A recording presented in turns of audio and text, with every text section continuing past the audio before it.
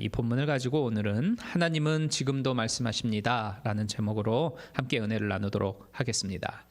약 2주 전부터 찰스 스탠리 목사님이 쓰신 하나님의 음성을 듣는 법이라고 하는 책을 가지고 아침마다 은혜를 나누고 있죠.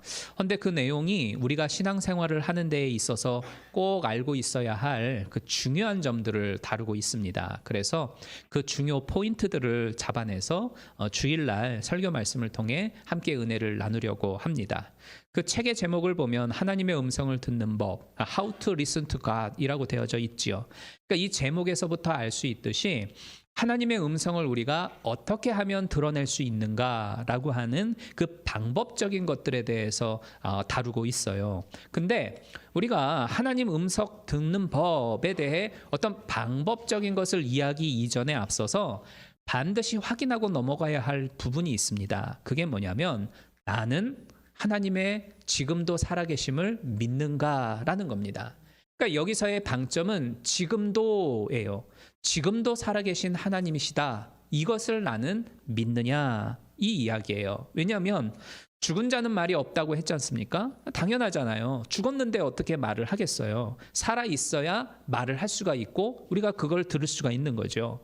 그러니까 하나님도 마찬가지라는 것입니다. 하나님이 죽었다라고 하면 하나님의 음성 따위는 존재하지를 않는 거겠죠. 그러나 하나님이 살아계시다라고 하는 것을 믿는다면 살아계신 하나님이니까 지금도 나에게 말씀하시죠. 우리는 하나님이 나에게 무슨 말씀을 하실까? 오늘은 나에게 어떤 말씀을 주실까? 하나님이 살아계시다라고 하는 것을 믿는다면 그분의 음성에 우리는 귀를 기울이게 되어질 겁니다. 그러면 여러분이 생각하고 있는 하나님은 죽은 분입니까? 아니면 살아계신 분입니까? 네.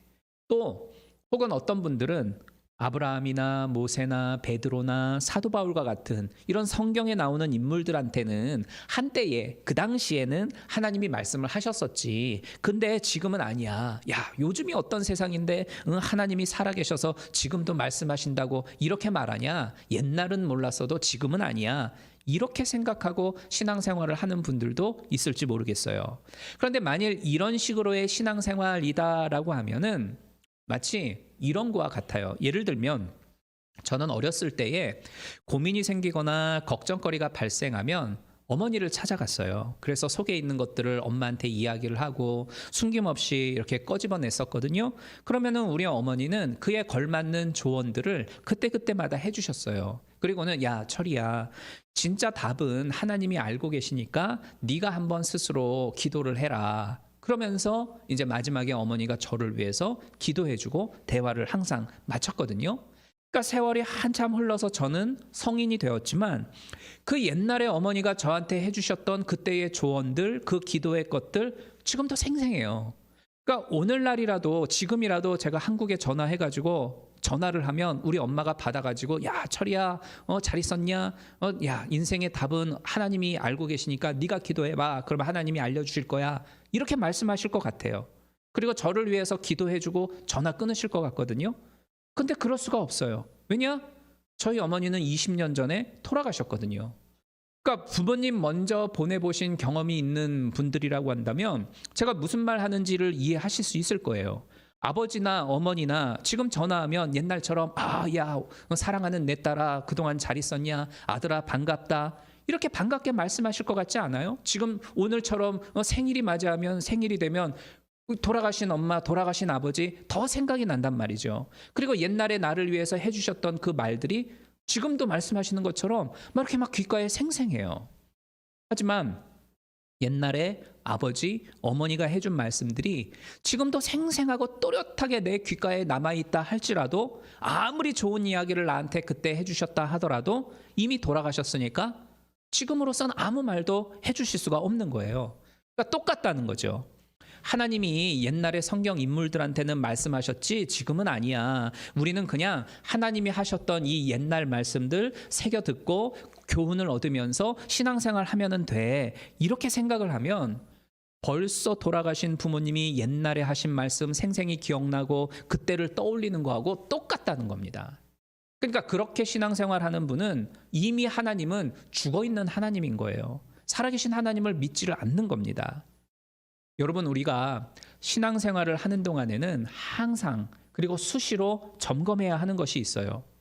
나는 지금도 하나님이 살아계시다라고 하는 것을 믿느냐? 바로 이겁니다.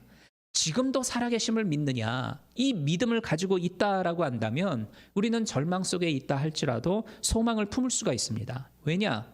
다윗한테 하셨듯이 나도 살아계신 하나님이 건져주실 거니까.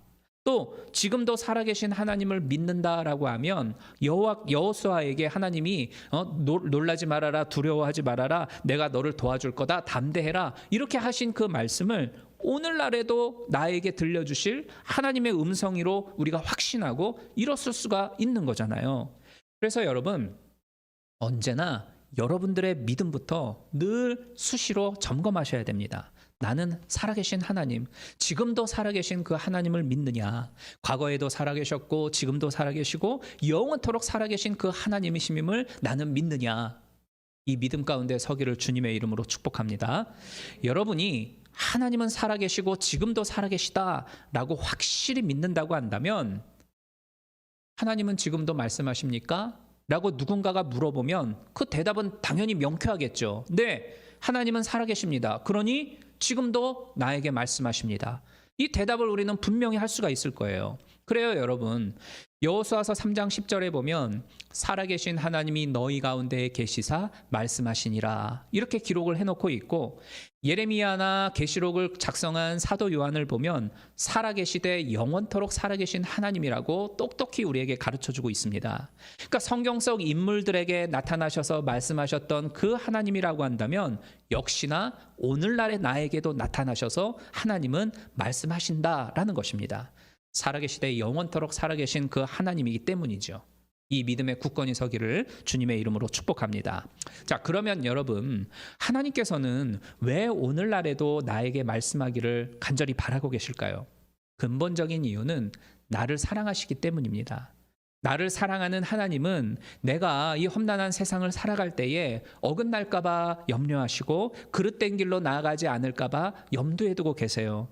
또 내가 때때로 세상에서 발생하는 여러 많은 일들 때문에 두려워하거나 걱정하거나 근심하고 있을까 봐 우리들을 안타까이 바라보고 계신다는 거죠.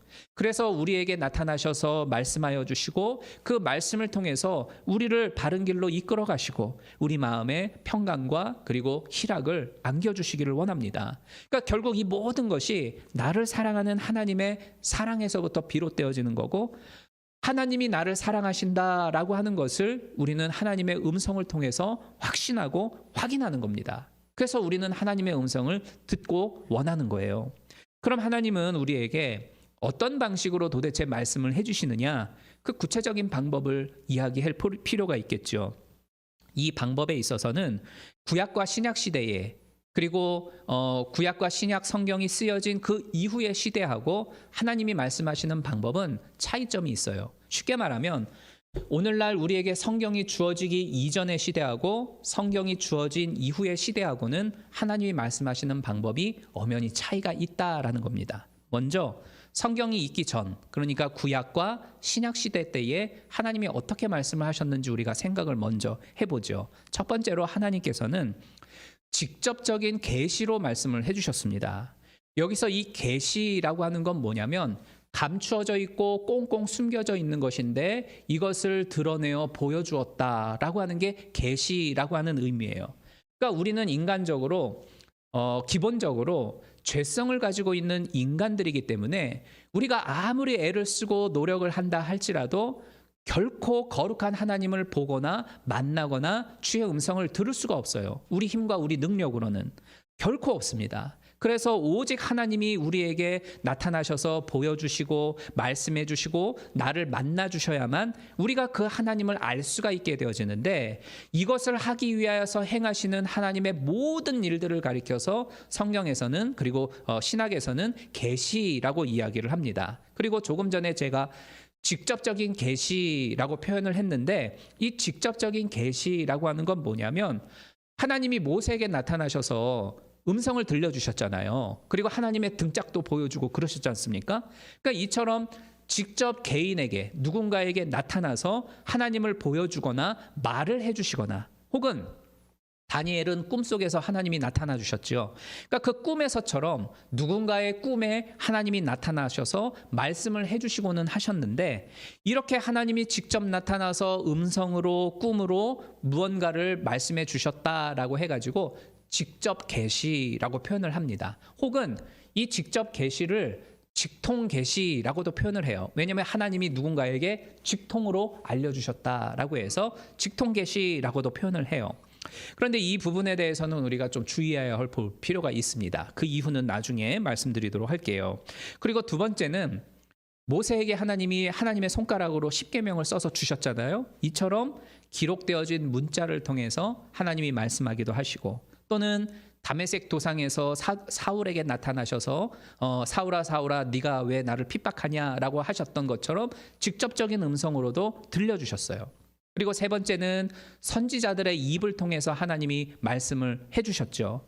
그리고 네 번째는 기드온의 양털처럼 하나님 요 부분만 비 내리게 해주세요. 이슬 맺히게 해주세요. 이번에는 이 부분은 마르고 요 주변에 있는 땅만 젖게 해주세요. 이렇게 환경적인 변화를 통해서 하나님이 말씀해 주기도 하셨어요. 그리고 마지막으로는 영적인 존재인 천사를 통해서 하나님이 말씀을 해주시곤 하셨죠. 마리아에게 가브리엘 천사가 나타나서 네가 동정녀 마리아에게 나타나셔서 말씀을 해주시지 않습니까? 천사를 통해서 메신저 역할을 하도록 하셔요. 그리고 마지막으로는 성령님을 통해서 말씀하시는 것을 우리가 성경에서는 발견할 수 있어요.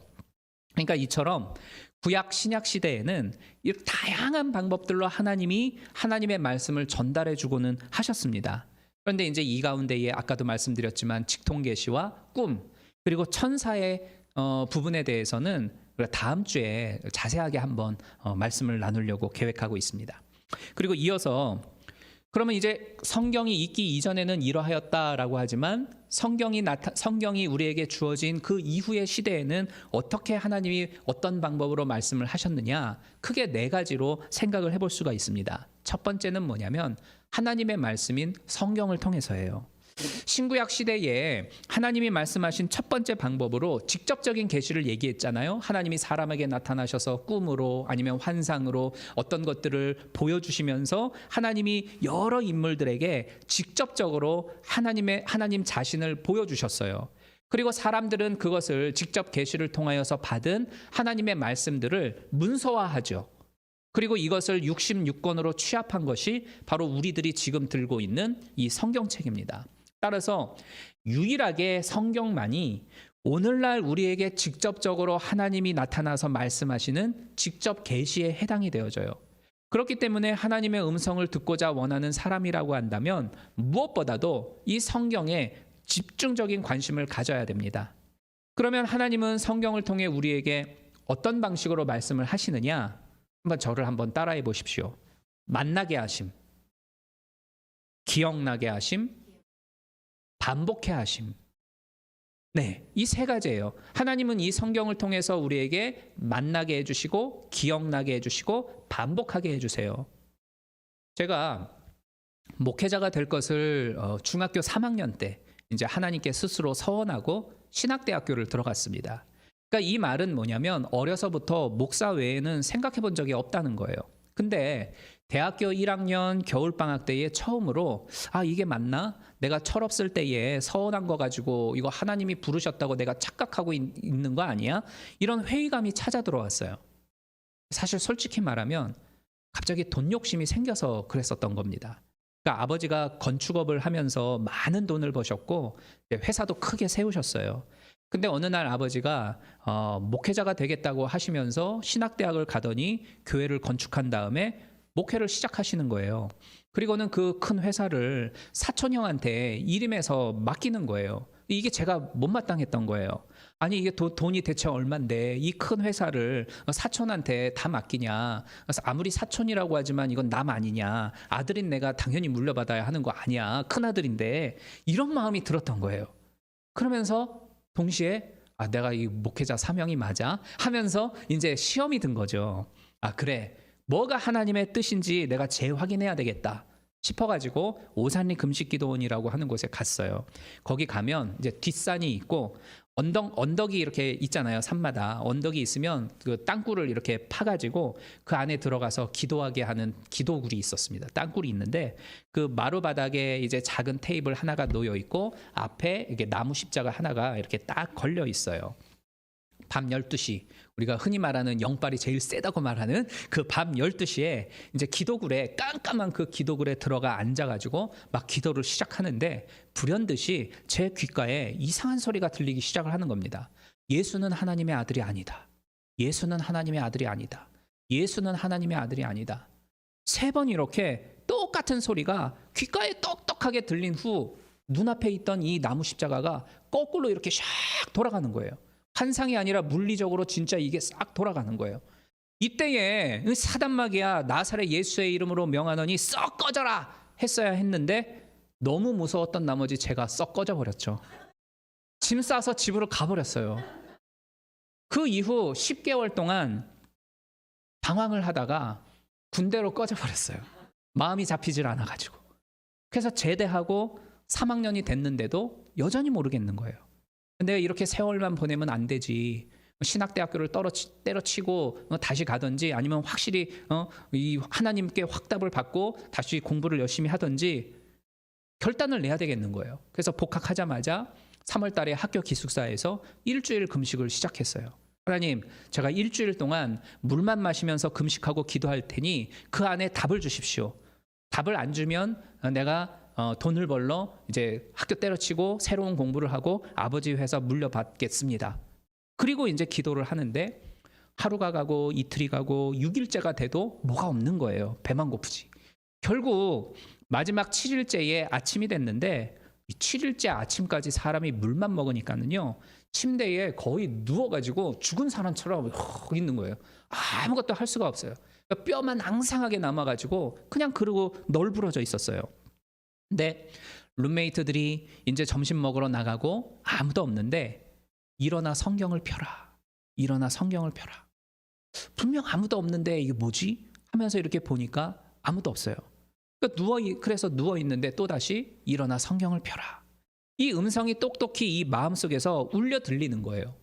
아 근데 하필 성경책이 있는 책상이 저쪽에 있네. 그래가지고 온 힘을 다 끌어당겨가지고 겨우 기어가듯이 가서 그 책상에 앉은 다음에 성경책을 펴라라고 하니까 성경책을 폈죠. 펼치니까 마태복음이 펼쳐지면서 마태복음 4장 4절 예수께서 대답하여 이르시되 기록되었으되 사람이 떡으로만 살 것이 아니요 하나님의 입에서 나오는 모든 말씀으로 살 것이니라 하시니라. 이 구절이 나오는 거예요. 이 말씀이 딱 펼쳐지고 나니까 막 폭풍 눈물이 쏟아지면서 막 꺼이꺼이 오열을 하고 내가 떡을 사모하면서 돈을 사모하면서 나아가려고 했던 저를 용서해 주십시오 하면서 막 회개를 하고 이제 부르심의 자리로 돌아가게 되었죠. 여러분, 우리가 그 하나님의 음성을 듣고자 간절히 기도하고 바라면 그리고 기도하고 있다 보면 성경에서의 어느 특정한 구절들을 하나님이 만나게 해주세요. 그래서 하나님이 말씀하실 때에 만나게 하심이 바로 이런 의미입니다. 하나님이 성경 구절을 만나게 해주세요. 어쩔 때에는 성경 구절이 기억나게 해주세요. 또는 반복적으로 그 동일한 말씀을 만나게 해주시거나 기억나게 해주시거나 아니면은 그것과 비슷한 말씀들을 우리에게 만나게 해주시거나 기억나게 해주세요. 반복해서 확인시켜 주신다라는 거죠. 그러니까 이렇게 성경을 통해서 하나님은 말씀해 주세요. 그렇기 때문에 우리는 성경을 많이 읽고 묵상하고 마음판 가운데 새겨두고 있어야 됩니다. 왜냐하면 아는 만큼, 읽은 만큼, 묵상한 만큼 하나님의 음성이 내가 필요할 때에 그때그때마다 확성기처럼 내 심령 가운데에 울려 들리기 때문이죠.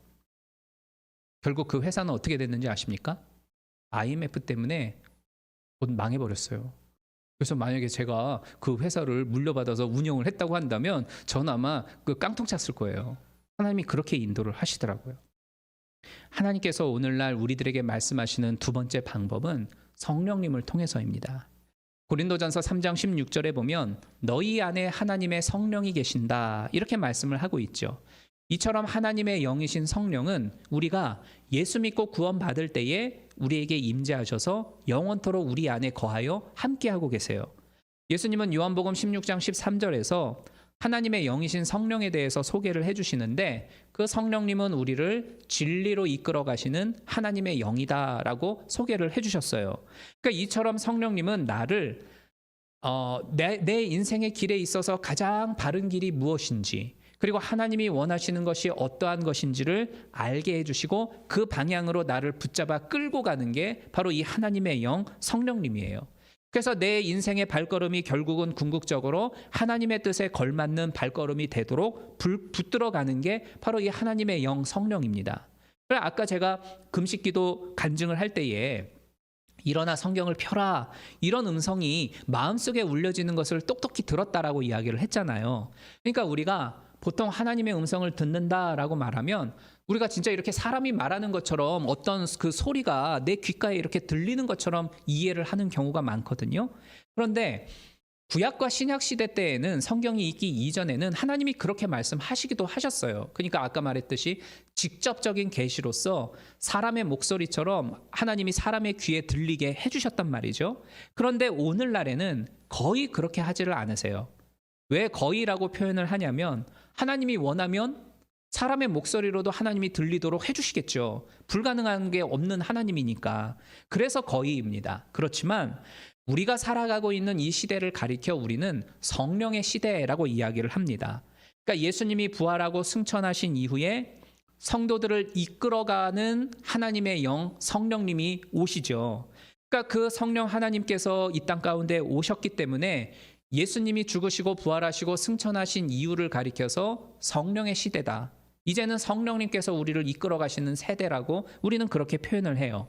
근데 이 성령님은 구약시대, 신약시대의 하나님하고는 다르게 직접적인 음성으로 우리에게 말씀하지를 않으세요.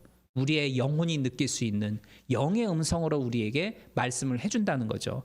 왜냐하면 성령님은 영이시고 성령님은 우리의 영 안에 거하시기 때문에, 우리 안에 내주하고 계시기 때문에 우리 귓가에 들리도록 그렇게 소리를 내서 굳이 할 필요가 없다는 거죠. 우리의 영혼이 알아들을 수 있도록, 우리의 영이 느끼고 그것을 깨달을 수 있도록 감동하게끔 성령님은 우리에게 말씀을 하고 계세요. 그래서 우리가 늘 우리의 영혼이 깨어있는 것이 참으로 중요합니다. 우리의 영혼이 죄악으로 인하여서 물들지 않도록 하는 것이 무엇보다도 필요하고 핵심 요소예요. 성령님은 거룩하신 하나님이시기 때문에 우리 안에 더러운 것들이 있다고 한다면 그 성령님의 역사하심은 약화될 수밖에 없겠죠. 그래서 우리가 늘 깨끗하게 우리 스스로를 청결하게 거룩함으로 우리의 말과 우리의 행동과 우리의 생각과 우리의 마음가짐을 다스려야 하는 겁니다.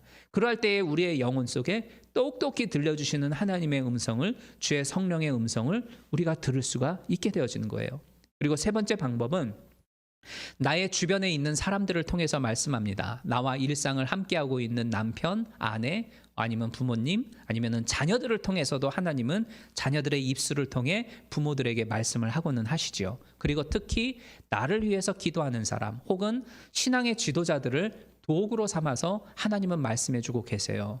그래서 우리는 주변에 있는 사람들의 그 말과 행동들을 유심히 관찰하고 혹시 저들을 통하여 하나님이 나에게 말씀하고 계시는 건 아닌가를 늘 영적인 안테나를 세우고 있어야 합니다. 그리고 또 한편으로는 하나님이 나를 도구로 삼으셔서, 나를 스피커로 삼으셔서 누군가에게 말씀을 하고 계시는 만큼 내 행동을 주의해야 합니다. 내 말과 내 생각과 나의 무언가를 표현할 때에 참 조심스럽게 해야 해요. 왜냐하면 하나님이 나를 도구로 사용하시는데 나의 잘못됨으로 인하여서 누군가가 그릇된 하나님의 뜻으로 오해하면 안 되지 않겠습니까? 그래서 우리의 모든 것들을 주의해야 해요. 마지막으로 네 번째 방법은 환경을 통해서 말씀하십니다. 실패한 환경을 통해서 혹은 성공한 환경을 통해서 하나님은 말씀하기도 하고, 어떤 때는 실망되어지는 상황 속에서 아니면 기쁜 상황을 통해서도 여러 가지 많은 상황을 통해서 하나님은 나에게 말씀을 해주세요. 그래서 우리는 늘 깨어 있어야 합니다. 무엇이 하나님이 원하시는 것인지, 이 주어진 상황과 환경 속에서, 그리고 그 속에 나와 함께하고 있는 여러 많은 사람들을 통해서 하나님이 무엇을 원하시는지를 발견하려면 우리는 늘 깨어서 우리의 영적인 안테나를 바짝 세우고 있어야 하는 거죠. 이처럼 하나님은 오늘날에도 살아계십니다. 그리고 살아계신 그 하나님이 우리에게 말씀해주고 계세요. 하나님은 우리를 사랑하시기 때문에 우리가 가장 좋은 인생의 길로 나아가기를 바라시고, 우리가 그릇된 길로, 행여 우리의 욕심대로 우리의 어떤 그 자기의 계획대로 움직이기를 원치 아니하시기 때문에 하나님은 오늘도 우리에게 말씀하고 계시는 하나님이십니다. 그 하나님의 말씀을 우리가 주의 깊게 듣고서 또 그 말씀으로 인하여 더욱더 풍요로운 인생을 누려 나아가는 우리 성도님들이 다 되시기를 주님의 이름으로 축복합니다.